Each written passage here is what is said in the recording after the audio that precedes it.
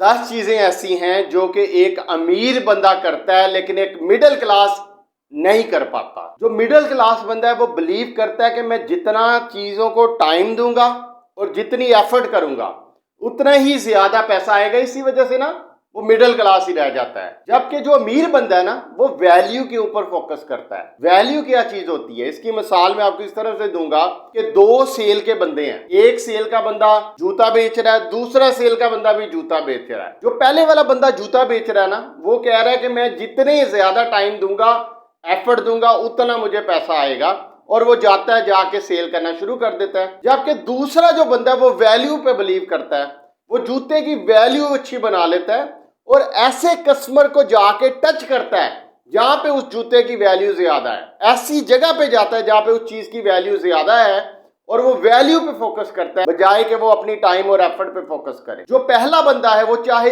1 माह काम करता रहेगा उतने पैसे नहीं कमाएगा जो कि हो सकता है कि सेकंड बंदा 1 दिन के अंदर कमा ले। ये फर्क है वैल्यू का और टाइम का। तो अगर आप रिच बनना चाहते हैं तो वैल्यू पे फोकस करना है, टाइम पे फोकस नहीं करना आपने। दूसरी चीज जो अमीर बंदा करता है और मिडिल क्लास बंदा नहीं कर पाता वो है नेटवर्किंग। मिडिल क्लास बंदा जाकर नेटवर्किंग करेगा तो किससे करेगा?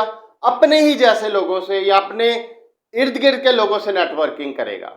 लेकिन जो अमीर बंदा है ना वो राइट लोगों से नेटवर्किंग करेगा। ऐसे लोगों में नेटवर्क करता है जिनमें वो जो चीज सेल कर रहा है उसकी डिमांड है, तो ऑटोमेटिकली ट्रांजैक्शन टेक प्लेस होती है और उसके पास खुद ब खुद पैसा आना शुरू हो जाता है। तीसरी चीज जो अमीर बंदा करता है वो रीडिंग बहुत ज्यादा करता है। ये इलॉन मस्क है, इसने बुक्स पढ़ पढ़ के ही रॉकेट बना दिया। वारन बफे है, उसने बुक्स पढ़ी एक और उसके बाद उसने अपनी इन्वेस्टिंग को पॉलिश कर लिया और बिलियनियर बन गया। बिल गेट जो है वो भी बहुत ज्यादा बुक्स पढ़ता है। इस तरह जितने भी बड़े बड़े लोग आप देखें ना, सक्सेसफुल लोग, सेल्फ मेड लोग, वो बहुत ज्यादा बुक्स पढ़ते हैं।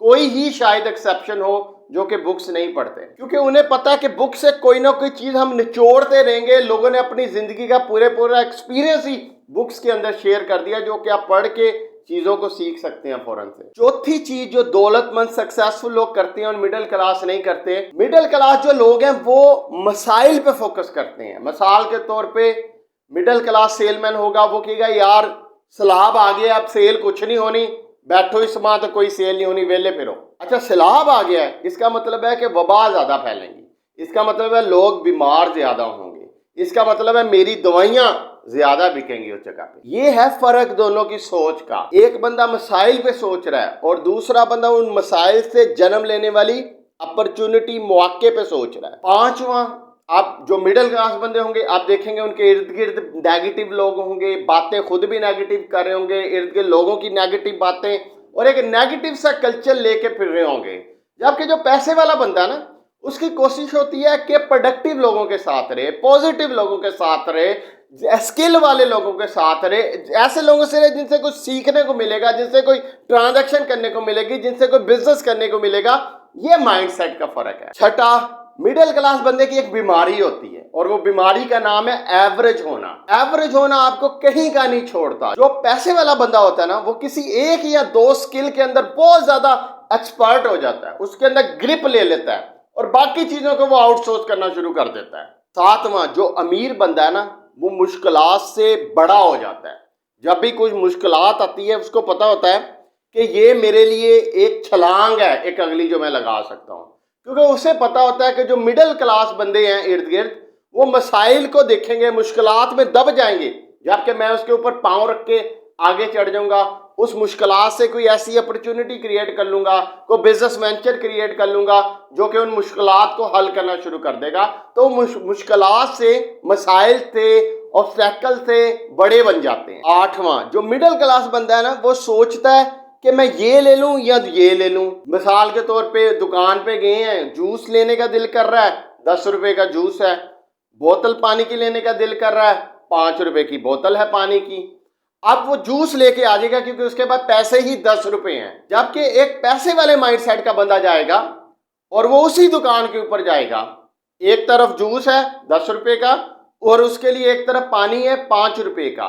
लेकिन उसका अब दिल दोनों लेने का कर रहा है, लेकिन पैसे उसके पास 10 रुपए हैं। तो वो क्या करेगा, उसी जूस की बोतल को बाय करेगा, बाहर ले जाएगा, 15 रुपए के बेचेगा, 15 रुपए वापस लेके आएगा और पानी भी खरीदेगा उससे और जूस भी खरीदेगा। यानी कि उसकी सोच ये नहीं होती कि ये ले लूं या ये ले लूं, उसकी सोच ये होती है कि दोनों को ही मैं कैसे ले लूं, ये सोच होती है उसकी। नौवां, जो पैसे वाला बंदा है ना, वो अपने नेटवर्थ पे फोकस करेगा कि मेरी नेटवर्थ कितनी बन रही है।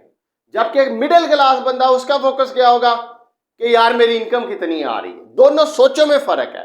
आपकी जो इनकम है ना, वो आपकी दौलत रुपया पैसा नहीं बनाती, बल्कि जितनी आप सेविंग करके इन्वेस्टमेंट कर रहे हो, आपकी जो नेटवर्थ है वो आपको क्लासिफाई करती है रिच के अंदर। 10वां, जो मिडिल क्लास बंदा होता है ना, वो पैनी स्मार्ट होता है। पैनी स्मार्ट का क्या मतलब होता है, कहीं 1 रुपया बचा लिया, कहीं पे 2 रुपए बचा लिए, जहां पे खर्चने की जरूरत थी या खर्चना चाहिए था वहां भी जाके नहीं खर्चा, जहां पे कमाना चाहिए था वहां पे भी जाके कमा नहीं पाया। जो पैसे वाला बंदा होता है ना, वो डॉलर स्मार्ट होता है। जो पैसे वाला बंदा होता है ना, वो डॉलर स्मार्ट होता है। वो उसको पता होता है कि जहां पे मुझे खर्चना है वहां पे खर्चना ही खर्चना है, जहां पे क्वालिटी का बंदा रखना है वहां पे उसको पे करना ही करना है, जहां पे क्वालिटी की चीज लेनी है वहां पे मैंने कंप्रोमाइज नहीं करना, पैसे जितने देने हैं मैंने देने ही देने हैं। तो वो बंदा जो है वो ज्यादा पैसा कमा जाता है, बजाय उससे जो पैनी स्मार्ट है। पैनी स्मार्ट पैनियां ही गिनता रह जाता है। कोई कमेंट जरूर आएगा। Thank you so much.